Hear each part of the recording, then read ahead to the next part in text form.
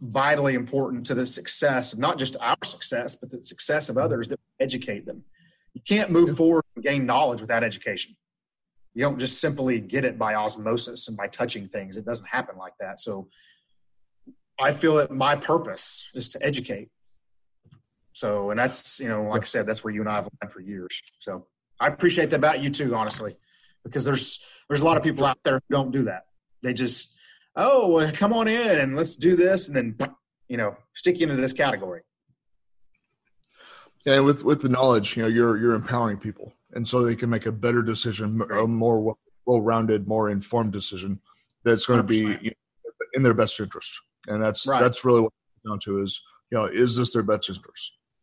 Right. I mean, it's money. These are how people live, and this is where they raise their children, and this is how they do things. And it's no different than there's all these facets that we have, and this is the piece that you and I so proudly help with. You've got the spiritual piece, you've got the education and the financial and all these things. And we get to be what I feel like is a significant cog in that progression in people's financial well-being. Yeah, very true. So as a business owner, you've been in business for a while.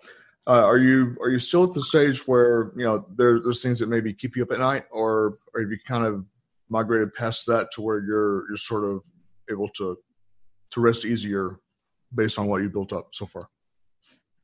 No, I mean, I don't. I think for me, it's what I've learned, and this is by learning from others. And this is not something I just magically appeared in my head one day, but every day we start over.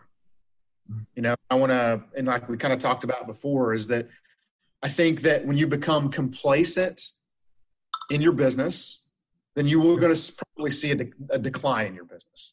That's my opinion. I think we work every day to forge a new relationship, to help a new borrower, to, reach out to a different, like for me, I'll reach out to veterans charities here in Texas, not just exclusive to North Texas, and chat with them and kind of learn about their charity and how they help people, and, tell them a little about how I help people. But we just constantly build on that every single day. And for me, I think there was a time in my career, honestly, where I did that. Where I think, man, I've got this thing lit. This is pretty easy. And then 6 months from now, you're like, oh crap, I probably shouldn't have done that because my business is starting to decline. Mm-hmm. And so what I've done is by, listening to people a heck of a lot smarter than me, is take that and build on my business every single day and work with a plan. Because I think in life and in business, you've got to get better every single day. And a lot of that is who you surround yourself with. Yeah, you mentioned a word in there that actually is leading into the next part of this, mentioning plans. Do you feel like it's important that people create a strategic business plan and other like financial planning strategies, key strategies in their life? They have those in place, Absolutely. sort of as yeah. Well, it's just like in your daily business, right? Everybody's got to work from a plan. The ones that are the most successful have plans, right? They have goals to work towards. It's no different in your financial well-being. You have to have a goal to work towards. And if it's, let's say you want to retire when you're 65. Well, if you're 35, you've got 30 years. What do you do inside that 30 years?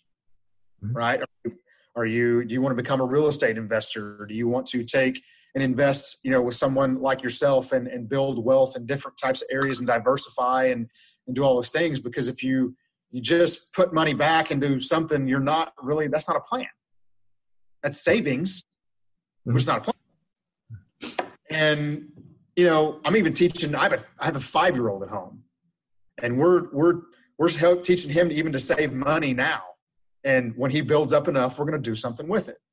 Right. So that money grows while he's kind of working behind the scenes, just adding to it. And, and I've done that, man. I didn't truthfully start investing in my future until I was well into my 30s because I was too busy playing. I was having fun and I was single and I didn't really care. Mm-hmm. Well, there are a lot of friends of mine who took the different approach, like you're talking about, in their early 20s, are basically set up to retire when they're 50 or 55. They've set that strategic plan in place, and they crushed it. And it's off to them. I love it.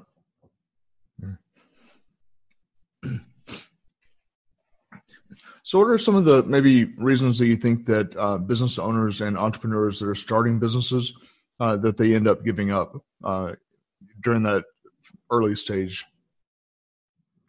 It's early failures. I mean, it is tough. I mean, owning a business is not easy. People think that it is. I think they're blowing smoke. It's not an easy thing to do, because you rely solely on yourself. And to motivate yourself is sometimes not an easy thing to do. And they run into these obstacles, and they're like, man, this is just insurmountable. I can't get past this.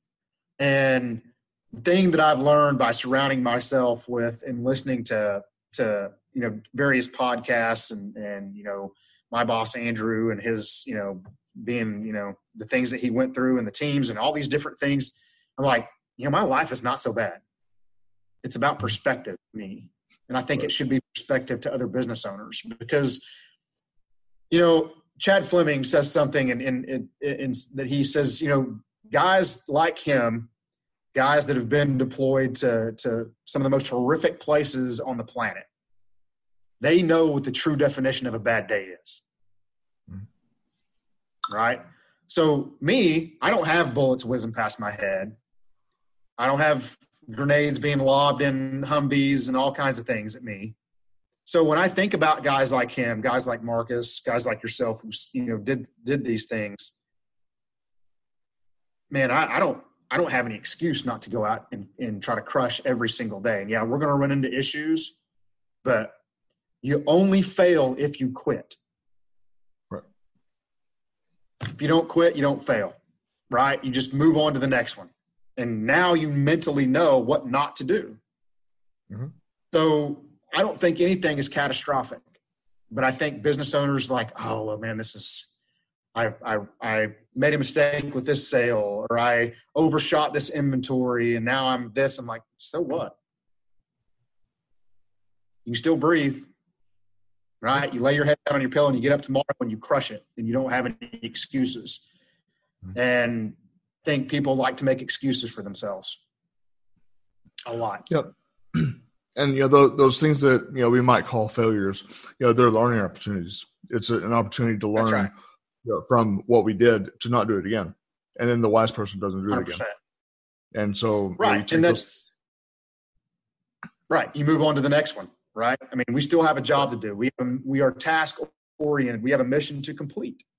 And if I let all the obstacles in our business get in the way of me helping the men and women that I choose to help, dude, I mean, I would have quit a long time ago. But you just don't do that. You push forward, you push on, you figure out a way to help. And if you screw up, you screw up. We're all human. You own up to it and you move on to the next one. You make amends and you move on, because none of us are fallible. We're all going to screw up at some point in our life, and we can all fix it. That's the beauty of it. So there's some particular maybe roadblocks and resources that you've discovered over your years in business that you would encourage a new business owner to look for, different, roadblocks to, not fall into that you may have, or resources to tap into that they should. Yeah. I mean, what I would recommend to people, there's so many books, there's so many things out there, whether it be, books just about business, whether they're motivational, whether they're a combination of the two. But kind of what I've adopted, in my drive into the office every day is I listen to that. That's my quiet time, right? Because I think some of the mistake that people make is they think they can do it by themselves. And there are those that do, and I think they're the exception, not the rule. But we all need that motivation, and we all need to surround ourselves with people who make us better. And if you're the smartest person in the room, you're in the wrong room. And if your friends are bringing you down, find new friends. I had that for years. They'd rather screw off and do nothing than work. Well, I fell into that because I hung around them. Mm-hmm. So, because I think the daily things and my biggest piece of advice that I tell people, and this is how I live my daily life, is that I don't try to overcomplicate things. I think we as humans try to have a tendency to try to make them more complicated than they are. Yeah. And I think if we make them complicated, we choose not to do it. Mm-hmm. Because it's complicated. Well, simplify your tasks on a daily basis. Set yourself, okay, I want to make 10 prospecting calls today. That's it, 10. Not 35 or 50 or 70 or whatever it is. Just 10. Have 10 meaningful conversations. That's an hour and a half on the phone. That's it, out of your day. We all have the same 8-hour workday, right? So I use a template still. As 18 years in the business, I use a template every single day. I need to make these calls. I need to, I have daily affirmations that I go through and things like that, because it just sets your mind right. And I believe that that's the pitfall that we fall in as just human beings. We don't get in the right mindset. So that would probably be my number one, is just get your mind right and do it every day. Now, as far as personal views and belief systems, how does that play a role in your business, and how would you advise other people to incorporate that into their own business to make themselves unique?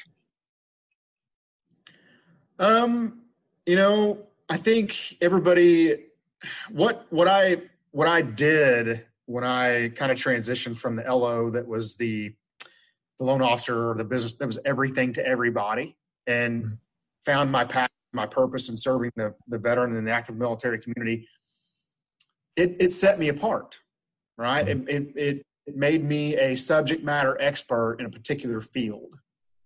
So I think that's important for people, is to,